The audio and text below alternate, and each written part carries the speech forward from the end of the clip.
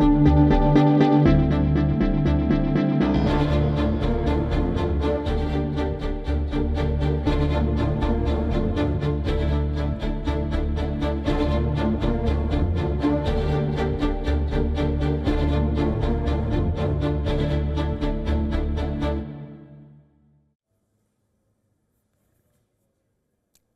there a chance for peace in West Asia? Absolutely. Does that mean the truce is on the horizon? It doesn't look like it. Take a look at the visuals on your screen right now. What you are seeing are rockets flying from Lebanon towards northern Israel.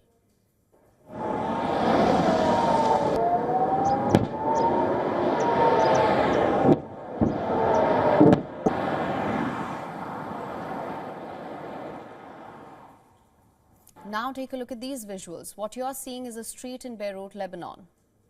These were stores, shops now left entirely charred. This morning, residents and business owners of Maralieh Street woke up to scenes of burnt buildings and rubble. What caused it?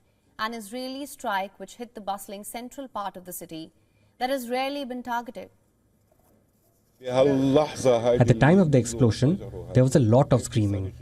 I mean, to the point that I could hear my little daughter, who is 7 years old, calling me dad, dad, dad. Because of the smoke, they could not breathe from above. I don't know how I went up. The gate that I was opening was on fire. It was burning. I don't know how I opened it. I went up and took them from among the rubble. Thank God it went well.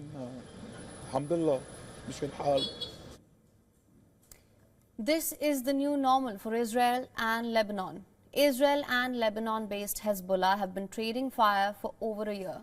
For over a year, hostilities have caused death and devastation, yet a ceasefire remains elusive. On Sunday, an Israeli strike killed Hezbollah media chief Mohammad Afif as the group prepared response to a fresh ceasefire proposal. For years, Afif was the advisor to the late Hezbollah chief Hassan Nasrallah. He took charge as the Hezbollah media chief in 2014. At the time of the strike, Afif was at the headquarters of the pro-Hezbollah Baath party. The Israeli strike hit a building in a densely populated district of Beirut. No evacuation warning was issued before the strike. An area known as Ras al-Naba was hit in the strike. When the strike happened, everyone in the supermarket was terrified. My wife was also scared and terrified, and I told her it's normal. But honestly, it was terrifying. It was very terrifying. My family was here in the hotel, and my wife and I were in the supermarket buying some groceries. With Sunday's strike, 5 strikes have hit targets inside Beirut city limits since 2006. That's when a 34-day armed conflict between Israel and Hezbollah took place. Afif was one of the few public faces of the group, after a massive Israeli infiltration operation drove the Iran-linked group deep underground. Afif often delivered speeches from news conferences amid the rubble in southern Beirut. It's one of the places heavily pounded by attacks since Israel began an offensive this year. Afif's death came at a time when Hezbollah is reviewing a US-Israeli ceasefire proposal that was submitted to the Lebanese government on Thursday. Will Afif's killing impact the negotiations? It's unclear at the moment, but Israel's targeting of Afif comes amid an escalation in its offensive in Lebanon.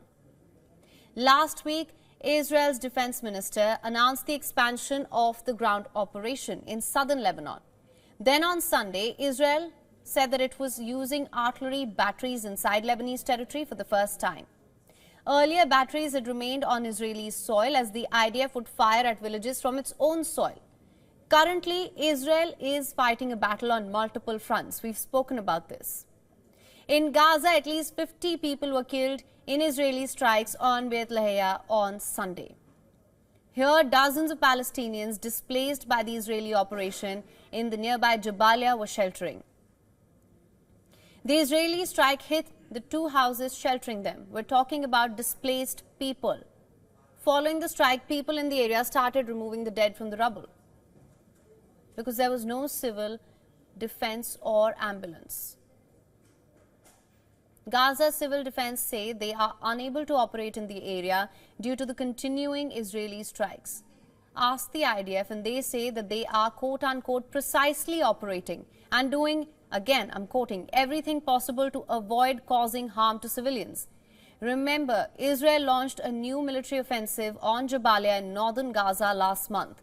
This after Israeli intelligence reportedly indicated that Hamas was trying to rebuild its capabilities in the area. Israel's renewed offensive, it's once again displaced thousands of Palestinians, it's killed dozens. Israel's operation has also inflicted losses on its own military. Some 20 soldiers have reportedly been killed in northern Gaza since the operation began, including 4 last week. The continued offensive on Gaza coincides with Israel's expanding operation in southern Lebanon.